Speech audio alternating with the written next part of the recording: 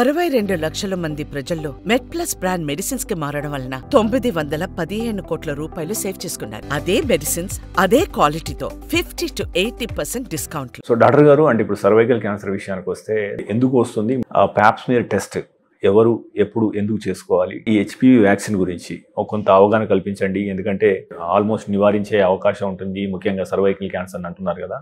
How effective it is, ఇది ఎవరికి చేయించాలి? మన భారతదేశంలో we also done that study research and 95% of the cancers of the cervix is because of the HPV virus. Okay. మిగతా 5% is because of bad hygiene, multiple pregnancies, multiple partners ఉన్న వాళ్ళకి 5% incidence of developing cervical cancer.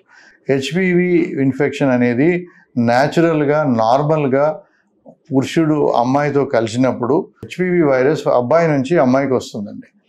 వచ్చినప్పుడు ఆ body immunity ద్వారానే 80% of the women దాన్ని చంపడం జరుగుతుంది. Body immunity it self will kill that virus. 20% of the ఉమెన్కి ఆ వైరస్ కంటిన్యూ అవుతుంది బాడీలో. ఆ 20% ఆఫ్ ద ఉమెన్లో వాళ్ళకి 1 to 2% ఆఫ్ ద పేషెంట్స్కి సర్వైకల్ క్యాన్సర్ డెవలప్ అవుతుంది. సో ఇది గమనించి హెచ్పివి వైరస్కి మనం వ్యాక్సిన్ తయారు చేసాం. సో ఆ వ్యాక్సిన్ అనేది అమ్మాయి పురుషుణ్ణి కలవకముందు, అంటే పెళ్లి కాకముందు మనం ఆ వ్యాక్సినేషన్ చేయగలిగితే we can protect 95 to 96% cervical cancer రాదు. So it's a simplest easiest way to treat this children. 2 doses ఇస్తే సరిపోతుంది. మేము మా క్యూర్ ఫౌండేషన్ ద్వారా కూడా ఈ ఆర్ఫనేజెస్లో కూడా మేము ఫ్రీ వ్యాక్సినేషన్ చేశాము. సో తద్వారా వాళ్ళకి ఫ్యూచర్లో క్యాన్సర్ రాకుండా ఉంటుంది. సర్వైకల్ క్యాన్సర్ అనేది 95% ఛాన్సెస్ రావు. అది కాకుండా ఇప్పుడు క్యాన్సర్ స్క్రీనింగ్లో కూడా ప్రతి woman who already had sex in her life every year she has to go for a pap smear. Consecutively 3 pap smears. Pap smear is the simplest test. Out పేషెంట్లో గైనకాలజిస్ట్ కానీ క్యాన్సర్ స్పెషలిస్ట్ కానీ 2 minutesలో స్మియర్ చేసి పంపించేస్తారు పేషెంట్. సింపుల్ టెస్ట్ అది.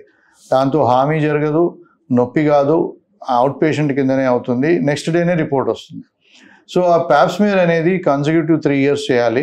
3 years నెగిటివ్గా ఉంటే then you can extend it once in 2 years, once in 3 years. ఆ ప్యాప్స్మియర్లో ఏమన్నా సూచనలు కనిపిస్తే తద్వారా మనం ఫర్దర్ ట్రీట్మెంట్ అవసరం పడవచ్చు. కాల్పోస్కోపీ అని ఎగ్జామిన్ చేస్తూ ఏమైనా చిన్న లీజన్ ఏమైనా కనపడితే దాన్ని స్క్రేపింగ్ చేసి తీయడం అనేది జరుగుతుంది.